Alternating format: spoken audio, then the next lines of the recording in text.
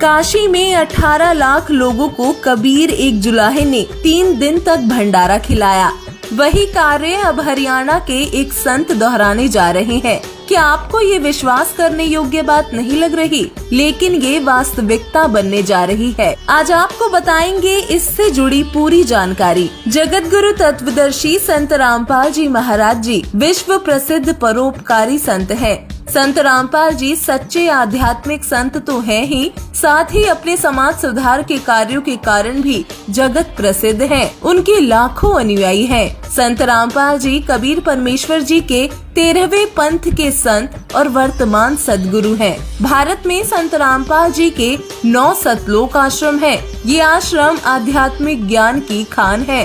कबीर परमेश्वर के कदम चिन्हों पर चलते हुए सदगुरु रामपाल जी महाराज जी सद्ज्ञान कथन करते हैं। 509 वर्ष पूर्व कबीर परमेश्वर ने 18 लाख लोगों को 3 दिन तक भंडारा खिलाया था। उसी भंडारे की याद में संत रामपाल जी दिनांक 7, 8 और 9 नवंबर 2022 को दिव्य धर्म यज्ञ दिवस समागम कर रहे हैं। कबीर परमेश्वर आज से 600 वर्ष पूर्व सन 1398 में शिशु रूप में काशी में कमल के पुष्प पर प्रकट हुए थे।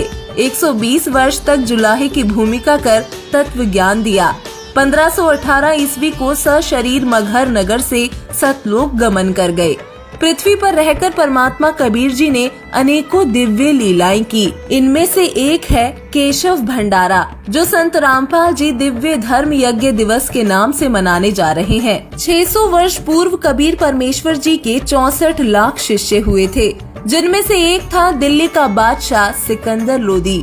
कबीर जी की ख्याति बढ़ती जा रही थी। सिकंदर लोदी का मुस्लिम धार्मिक गुरु शेख तकी कबीर जी से बहुत ईर्ष्या करता था। उसने कबीर परमेश्वर जी को मिटाने के लिए 52 बार प्रयत्न किए। परमेश्वर की समर्थ था कि आगे शेख तकी के सभी षड्यंत्र विफल हुए। शेख तकी कबीर जी के परमेश्वर होने की सच्चाई स्वीकार नहीं कर पा रहा था। कबीर परमेश्वर तीर की भांति दिल को छू जाने वाले ज्ञान को फैला रहे थे। धार्मिक लोग कर्म कांड से दूर जाने लगे थे।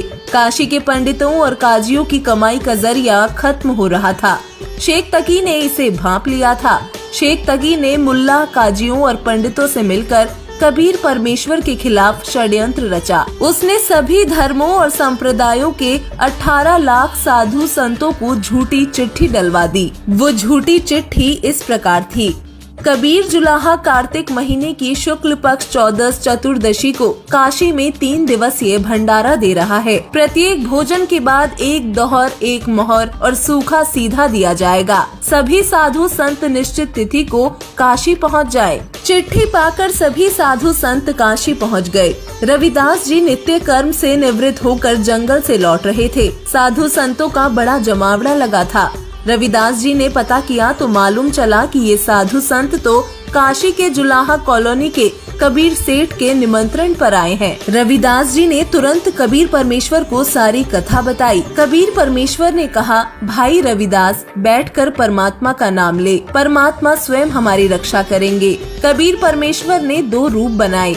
एक रूप में परमात्मा रविदास जी के पास बैठ गए, दूसरे रूप में सतलोक गए। सतलोक से 9 लाख बैलों पर सारी सामग्री रख कर लाए, साथ में सेवादार भी लाए। स्वयं केशव बंजारे के रूप में वापस काशी आ गए। परमात्मा कबीर ने क्षण भर में सारी व्यवस्था की। 18 लाख लोगों को अति मोहन स्वादिष्ट भोजन भंडारा कराया। शेख तकी ने सोचा था गरीब जुलाहा कबीर भंडारा कराने में असमर्थ होगा, भंडारा नहीं दे पाने पर राजा की नजरों में गिर जाएगा। भंडारे में आए साधु संत भी कबीर जी को बुरा भला कहेंगे। प्रताड़ित जुलाहा कबीर काशी छोड़कर भाग जाएगा। उधर झूठी चिट्ठी पाकर सिकंदर लोधी भी शेख तकी के साथ काशी में आए। सिकंदर लोधी और शेख तकी ने देखा कि विशाल भंडारा चल रहा है। साधु संतों को स्वादिष्ट भोजन परोसा जा रहा है। चिट्ठी में लिखे अनुसार सभी को एक मोहर, एक दोहर दी जा रही है। सूखा सीधा अर्थात सूखा अनाज जैसे गेहूँ, चावल, दालें और मोहर 10 ग्राम के सोने की मुद्रिका तथा दोहर अच्छा मोटा कंबल भी प्रत्येक भंडारे के बाद दिया जा रहा है। ये सब देख शेख तकी जल भुनकर राख हो गया। सिकंदर लोदी ने पूछा कि ये भंडारा कौन करवा रहा है। उन्हें उत्तर मिला, तंबू में बैठे एक महापुरुष।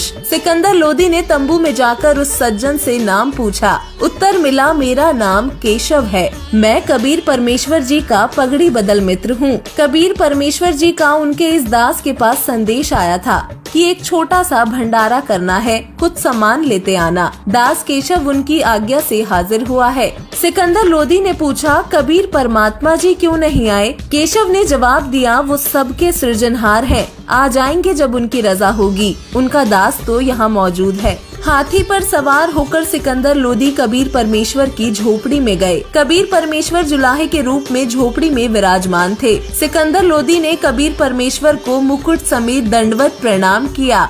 उनसे भंडारे में चलने का आग्रह किया। कबीर जी ने पहले मना कर दिया, लेकिन सिकंदर लोदी के अति आग्रह करने पर कबीर परमेश्वर भंडारे में चलने को उठे। उनके ऊपर आकाश से पुष्पों की वर्षा हुई। एक सुंदर मुकुट कबीर जी के सिर पर सुशोभित हो गया। कबीर जी सिकंदर लोदी और रविदास जी के साथ हाथी पर सवार होकर भंडारे में पहुँचे। बादशाह सिकंदर लोदी कबीर परमेश्वर पर चवर ढुला रहा था। कबीर जी ने भंडारे में सभी को दर्शन देकर कृतार्थ किया। सबने कबीर परमेश्वर की जय जयकार की। कबीर परमेश्वर ने 8 पहर यानी पूरे 24 घंटे सत्संग किया। केशव जी और कबीर परमेश्वर जी के बीच वार्तालाप हुआ। कबीर जी ने बताया कि वो स्वयं परमेश्वर हैं, पूर्ण समर्थ हैं, सभी कुछ उनका बनाया हुआ है। वो काल के लोक से अपनी पुण्य आत्माओं को मुक्त कराने आते हैं। नाम दीक्षा देकर मर्यादा में रहकर सद्भक्ति करने की आज्ञा देते हैं। विशाल दिव्य धर्म यज्ञ के माध्यम से सद्ज्ञान दिया। वहाँ उपस्थित अनेकों पुण्य आत्माओं ने नाम दीक्षा ली। भंडारे में आए लोगों ने देखा कि जो बैल सतलोक से आए थे, जाते समय वो पृथ्वी से 6 इंच ऊपर चल रहे थे। अंत में सभी 9 लाख बैल चले गए। सिकंदर लोदी ने पूछा, हे केशव, आपके सारे साथी चले गए, आप रह गए। क्षण भर में सिकंदर लोदी ने देखा केशव जी कबीर परमेश्वर के शरीर में समा गए। सिकंदर लोदी कबीर परमेश्वर जी की सारी लीला जान गए। उन्होंने अनंत ब्रह्मांडों के मालिक कबीर परमेश्वर को नमन किया। कहते हैं इतिहास अपने आप को दोहराता है। 509 वर्ष पूर्व कबीर परमेश्वर जी ने काशी में 18 लाख साधु संतों को भंडारा दिया था। वही भंडारा अब सदगुरु रामपाल जी 9 स्थानों पर दे रहे हैं। संत गरीबदास जी महाराज की अमृतवाणी का 3 दिवसीय अखंड पाठ हो रहा है।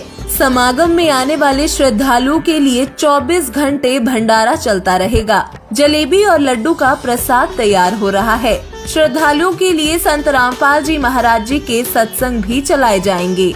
विशाल समागम में संत रामपाल जी महाराज दहेज मुक्त रमैणी विवाह करा रहे हैं। हजारों जोड़ों का विवाह गुरुवाणी रमैणी सुनकर मात्र 17 मिनट में संपन्न होगा। अनेकों श्रद्धालु सदगुरु रामपाल जी महाराज जी से नाम दीक्षा लेंगे तथा जीवन पर्यंत सद्भक्ति करके भव सागर से पार उतरेंगे। आजीवन व्यसन और कुरीतियों से परहेज करने का संकल्प लेंगे। दिव्य धर्म यज्ञ दिवस में विशाल रक्तदान शिविर का भी आयोजन होगा। हजारों लोग रक्तदान करेंगे। देहदान पंजीकरण शिविर में भक्त देहदान करने का संकल्प करेंगे। सतलोक आश्रम शामली उत्तर प्रदेश से 9 नवंबर 2022 को सुबह 9:15 से विशेष सत्संग का लाइव प्रसारण साधना और पॉपकॉर्न टीवी पर किया जाएगा। संत रामपाल जी महाराज जी के हजारों लाखों अनुयायी देश विदेश से अपने निकटतम सतलोक आश्रम पहुंचेंगे। आप सभी दिव्य धर्म यज्ञ दिवस पर सादर आमंत्रित हैं। भंडारे में जरूर आइए ताकि परमात्मा से आपका भी साक्षात्कार हो जाए।